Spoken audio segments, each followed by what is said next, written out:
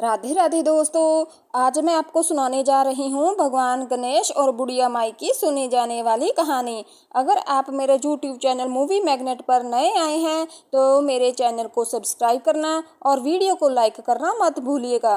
दोस्तों, बहुत समय पहले की बात है। एक छोटा सा गांव था। उस गांव में एक बुढ़िया माई अपने बेटे और बहू के साथ और 2 पोतों के साथ रहती थी। बुढ़िया माई गणेश जी की बहुत परम भक्त थी और उन गणेश जी में उनकी बड़ी आस्था थी। और बुढ़िया माई रोज सुबह नहा धोकर गणेश जी भगवान की पूजा किया करती थी, कथा आरती भी किया करती थी और घंटों गणेश जी भगवान की पूजा में बिता दिया करती थी। लेकिन बुढ़िया माई की बहू को बुढ़िया माई का गणेश जी का पूजन करना बिल्कुल भी पसंद नहीं आता था। बुढ़िया माई का बेटा तो कमाने के लिए सुबह सुबह घर से चला जाता था और शाम को ही घर लौटता था। लेकिन बेटे के जाने के बाद बुढ़िया माई की बहू बुढ़िया माई से रोज झगड़ा करती थी और कहती थी कि आप तो काम से बचने के लिए गणेश जी की पूजा पाठ में लगी रहती हो, अपने पोते पोतियों का भी कोई ध्यान नहीं रखती हो। मैं इस घर का सारा काम भी करूं और बच्चों की देखभाल भी करूं। मुझे आपका यह रोज रोज का पूजा पाठ करना पसंद नहीं आता है। रोज रोज के जो झगड़ों से बुढ़िया माई, जो अब बेचारी तंग हो चुकी थी, अब बुढ़िया माई भी बेचारी बड़ी दुखी रहने लगी थी। वे भगवान की तो परम भक्त थी, पूजा करना कैसे छोड़ देती। एक दिन बुढ़िया माई ने अपने मन की बात अपनी एक पड़ोसन को जाकर बताई, जो कि बुढ़िया माई की सहेली थी। बुढ़िया माई की सहेली बुढ़िया माई से बोली, बहन, ये तो हर घर घर की कहानी है। हर घर में चूल्हा होता है और जहाँ 4 बर्तन होते हैं वो तो खटकते ही हैं। तुम एक काम करो, मेरी बात मान लो। तुम अपनी रोटी पानी लेकर गांव के बाहर गणेश मंदिर में चली जाया करो और वहां पर ही बैठकर अपना पूरा समय पूजा पाठ में बिताया करो। वहीं चबूतरे पर बैठकर जब भूख लगे तो अपना रोटी पानी खा लिया करो और प्यास लगे तो पानी पी लिया करो और पूरा दिन गुजार के शाम को घर आ जाया करो। और बेटा बहू से कह दिया करो कि गांव में कीर्तन चल रहा है, मैं तो कीर्तन में गई थी। अब बुढ़िया माई को अपनी सहेली की जो सलाह थी वे बहुत अच्छी लगी। शाम को जब बुढ़िया माई का बेटा घर आया तो बुढ़िया माई ने जो अपने बेटे से कहा कि बेटा, मैं कल से कीर्तन में चली जाया करूं, गांव के बाहर जो मंदिर है उसमें कीर्तन होता है। तो बुढ़िया माई का बेटा बोला, हाँ माँ, चली जाया करो, इसमें कौन सी दिक्कत वाली बात है। और क्या है, कीर्तन में जाओगी तो अच्छा ही तो है, भगवान की भक्ति में लगी रहोगी। अब जो बुढ़िया माई सुबह रोटी पानी अपने साथ लेती और कीर्तन के लिए जो मंदिर में चली जाती, अब तो बुढ़िया माई गांव के बाहर मंदिर के चबूतरे पर बैठकर खूब भगवान गणेश की पूजा में मन लगाती। भूख लगती तो रोटी खा लेती, प्यास लगती तो पानी पी लेती और थोड़ी बहुत थकान होती तो वहीं चबूतरे पर जाकर सो जाया करती। इस तरह से जब शाम हो जाती तो बुढ़िया माई घर पर आ जाती। तब बुढ़िया माई का बेटा कहता, माँ, कीर्तन में हो आई। तो बुढ़िया माई बड़ी खुश होकर कहती, हाँ बेटा, दिल खुश हो गया, कीर्तन में बड़ा मन लगता है। अब तो बुढ़िया माई का बेटा बोला, ठीक है माँ, जैसा तुम्हें ठीक लगे तुम चली जाया करो।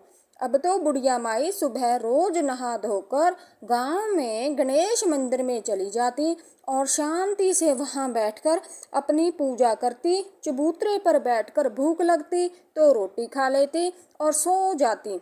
लेकिन जो बहू थी वे तो बहुत अपनी सास से जला करती थी। हमेशा सास को सास उसे भारी लगती थी।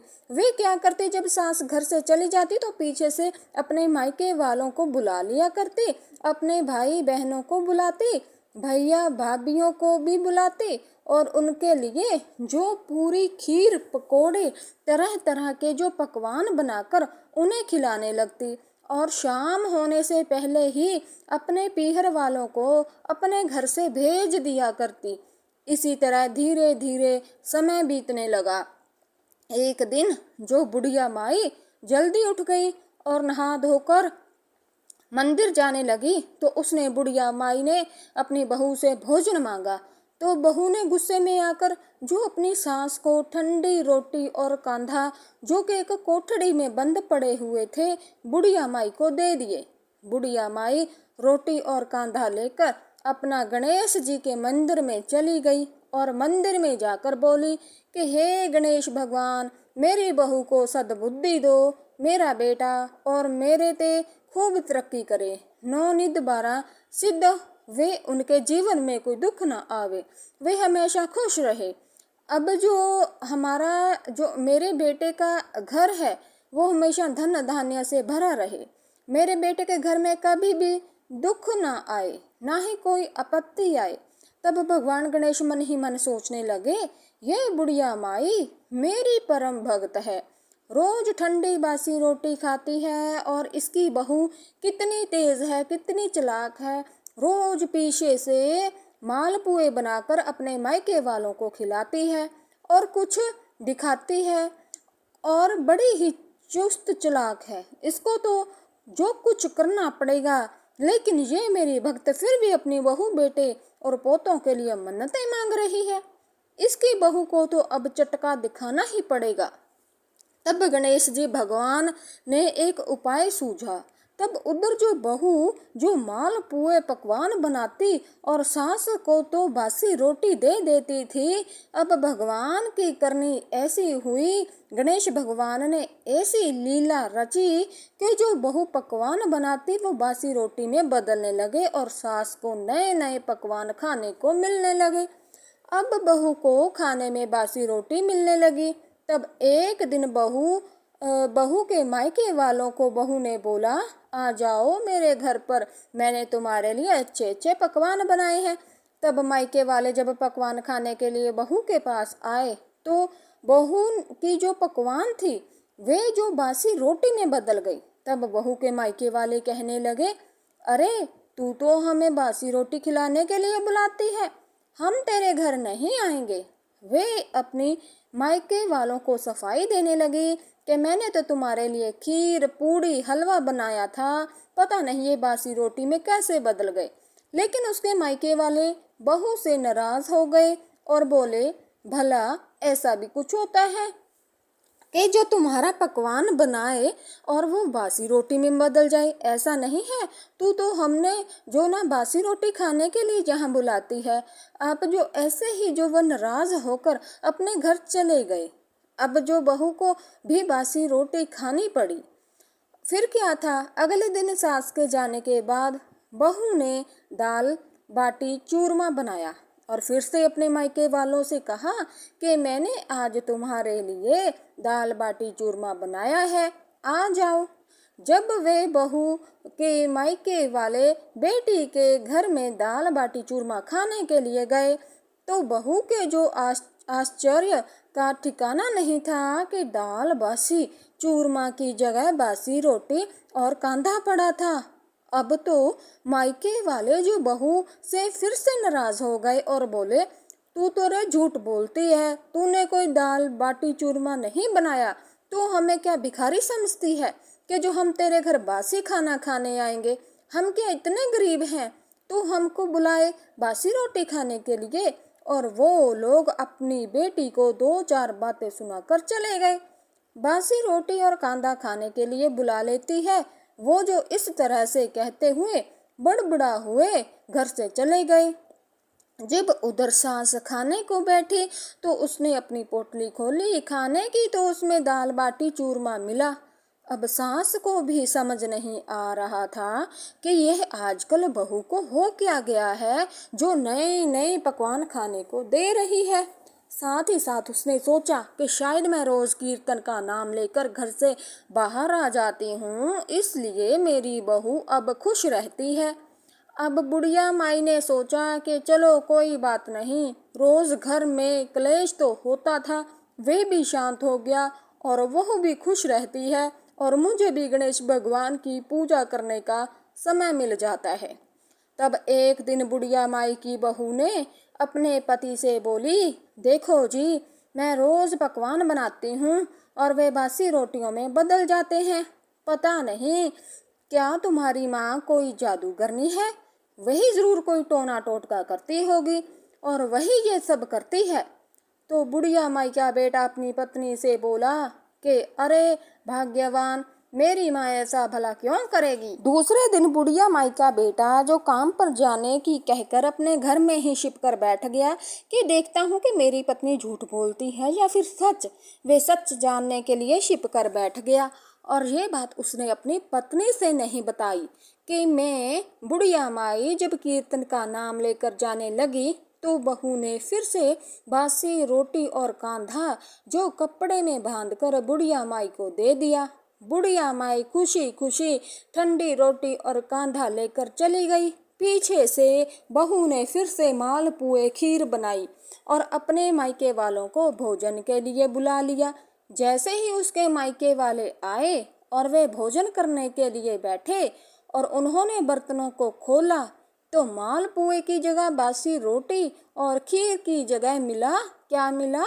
कांधा। क्योंकि उसे दिन बहू ने अपनी सास को बासी रोटी और कांधे की पोटली बनाकर दी थी। अब जो बहू का पति था वे ऐसा सब कुछ होता देख रहा था। उस दिन भी मायके वाले नाराज हो गए और बहू को काफी सारी बातें सुनाकर वापस दुखी मन से चले गए। बहू ने भी उस दिन बासी रोटी और कांधा खाया। यह सब कुछ उसका पति देख रहा था। फिर उसका पति घर के पिछवाड़े से चुपचाप निकलकर बाहर आया और अपनी माँ को गांव में खोजने लगा, लेकिन बुढ़िया माई उसे कहीं नहीं मिली। तभी बुढ़िया माई के बेटे ने अपनी माँ की सहेली के घर गया और उसकी सहेली से पूछा, और बुढ़िया माई के बेटे ने अपनी माँ की सहेली से पूछा कि मेरी माँ घर से कीर्तन का नाम लेकर जाती है, लेकिन गांव में तो कहीं भी कीर्तन नहीं हो रहा। काकी, क्या आपको मालूम है कि मेरी माँ कहाँ जाती है? तब बुढ़िया माई की सहेली ने बुढ़िया माई के बेटे से बताया कि बेटा, तेरी बहू तेरे काम पर जाने के बाद तेरी माँ के साथ बहुत लड़ाई झगड़ा करती थी, उसे बासी रोटी खाने के लिए दे देती थी, इसलिए वे गणेश मंदिर में जाती है और वहीं पूजा पाठ करती है, क्योंकि तेरी बहू तो उसे पूजा पाठ करने ही नहीं देती। बुढ़िया माई की सहेली ने बुढ़िया के बेटे को पूरी सच्चाई बता दी। बुढ़िया माई का बेटा गणेश मंदिर में पहुंचा तो उसने देखा कि उसकी माँ खाना खा रही थी। अब खाना जब उसकी माँ ने पोटली खोली खाने की तो उसमें मालपुआ और खीर था, जबकि उसके बेटे ने खुद छुपकर देखा था कि उसकी पत्नी ने बासी रोटी और कांधा पोटली में बांध कर दिया था। अब तो उसके बेटे का माथा ठनका कि सच में उसकी पत्नी सच कहती है कि मेरी माँ तो सच में जादूगरनी है, वह बासी रोटियों को मालपुए और खीर में बदल लेती है। बुढ़िया का बेटा ये सब कुछ देखकर घबरा गया। अब उधर बैकुंठ में बैठे हुए गणेश भगवान ये देखकर सोचने लगे कि बेटा तो अब अपनी माँ को ही गलत समझने लगा है। अगर मेरे भक्त को ये गलत समझ लेगा तो मेरी भक्ति पर भला कौन विश्वास करेगा। तभी गणेश भगवान वहां पर प्रकट हो गए और बुढ़िया माई ने गणेश भगवान के चरण पकड़ लिए और पीछे खड़ा बुढ़िया माई का बेटा ये सब देख रहा था। गणेश भगवान ने बुढ़िया माई से कहा कि हे बुढ़िया मैया, मैं तेरी पूजा से अति प्रसन्न हूँ, तू अपने लिए कोई वरदान मांग ले। तब बुढ़िया माई बोली कि हे गणेश जी, हे भगवान, मरने से पहले मुझे आपने अपने दर्शन दे दिए, तो अब मुझे और जीवन में क्या चाहिए? अगर आप देना ही चाहते हैं तो मेरी बहू को सद्बुद्धि दो, मेरे बेटे पोते खूब तरक्की करें, मेरा घर अन्न धन से हमेशा भरा रहे, मेरे घर में दुख कलेश कभी ना फटके, और यही आशीर्वाद दीजिए। गणेश भगवान बुढ़िया माई से बोले कि बुढ़िया माई, अपने लिए तो तू कुछ मांग, अभी भी तूने अपने बहू बेटी के लिए ही मांगा है। और तब बुढ़िया माई कहने लगी कि बहू बेटों के लिए मांग लिया वही बहुत है, मैं अपने लिए भला क्या मांगूंगी। तब गणेश भगवान बोले, बूढ़ी बुढ़िया माई, तू बड़ी भोली है, तेरे बहू तुझे रोज बासी रोटी कांदा खाने के लिए देती है, तेरे पीछे से बढ़िया बढ़िया माल बनाकर अपने मायके वालों को खिलाती है और खुद खाती है, और तेरा बेटा तुझे तेरी बहू के सिखाने पर तू जो जादूगरनी समझता है, जबकि तेरी बहू के बनाए हुए भोजन को मैं ही बासी रोटी में खुद बदल देता हूँ। बुढ़िया माई गणेश भगवान से बोली, हे गणेश भगवान, मेरी बहू मेरे बारे में चाहे कुछ भी बोले, कुछ भी समझे, लेकिन मेरा बेटा ऐसा नहीं है। मेरा बेटा तो बहुत ही भोला भाला है, मेरी बहुत इज्जत करता है। तब गणेश भगवान बोले, अच्छा बुढ़िया मैया, ऐसा है तो तू पीछे मुड़कर देख, तेरा बेटा पेड़ के नीचे खड़ा हमारी ही बातें सुन रहा है। बुढ़िया मैया ने पीछे मुड़कर देखा तो उसका बेटा पेड़ के नीचे नजरें नीची करके हाथ जोड़कर खड़ा हो गया और भाग कर आया और गणेश भगवान के चरणों में गिरकर माफी मांगने लगा। तब गणेश भगवान ने बुढ़िया माई के बेटे से बोला, अरे मूर्ख, माफी मांगनी है तो अपनी देवी स्वरूप अपनी माँ से मांग, जिसने तुझे पाल पोस कर इतना बड़ा किया, और आज तो अपनी माँ को ही जादू करनी समझने लगा है। अगर पापी तू तेरी पत्नी है, पापी है जो आज तेरी माँ को बासी रोटी और कांदा खाने के लिए देती है, और पत्नी के सिखाई में आकर तू अपनी माँ पर ही शक करता रहता है। बुढ़िया माई का बेटा अपनी माँ के चरणों में गिर पड़ा और गणेश भगवान तो ये आशीर्वाद देकर अंतर ध्यान हो गए। बुढ़िया माई का बेटा अपनी माँ के चरणों में गिरकर माफी मांगने लगा कि माँ, मुझे माफ कर दे, मुझसे बहुत बड़ी भूल हो गई। बुढ़िया माई ने अपने बेटे को उठाया और गले से लगा लिया। अब बुढ़िया माई का बेटा अपनी माँ को लेकर घर आ गया और अपनी पत्नी की पिटाई करके कहने लगा, लेकिन उसकी माँ ने उसे ऐसा कुछ भी कहने से और करने से रोक दिया। अपने बेटे से कहा, बेटा, बहू तो घर की लक्ष्मी होती है। बुढ़िया की बहू को अब समझ आ चुकी थी कि बेटा बहू भी जो अब बुढ़िया माई के साथ गणेश जी की पूजा पाठ करने लगे, कि अब तो बहू को भी विश्वास हो गया था कि उसकी सासू माँ कितनी सच्ची है और उसकी लगन कितनी सच्ची है। पूजा पाठ करने से कोई जादूगर नहीं बनता। जो पूजा पाठ करते हैं उन पर तो साक्षात भगवान की कृपा होती है। अब बहू को अपनी गलती का बहुत बड़ा एहसास हो चुका था कि उसने अपनी सीधी सादी भोली सास के साथ इतना बुरा व्यवहार किया। अब उसे पछतावा हो रहा था। कहते हैं कि जिसको गलती करने पर पछतावा हो जाए तो भगवान उसे माफ कर देते हैं। अब बहू अपनी सास की खूब सेवा करने लगी। बहू बेटे दोनों अपनी माँ की हर इच्छा को पूरी करने लगे।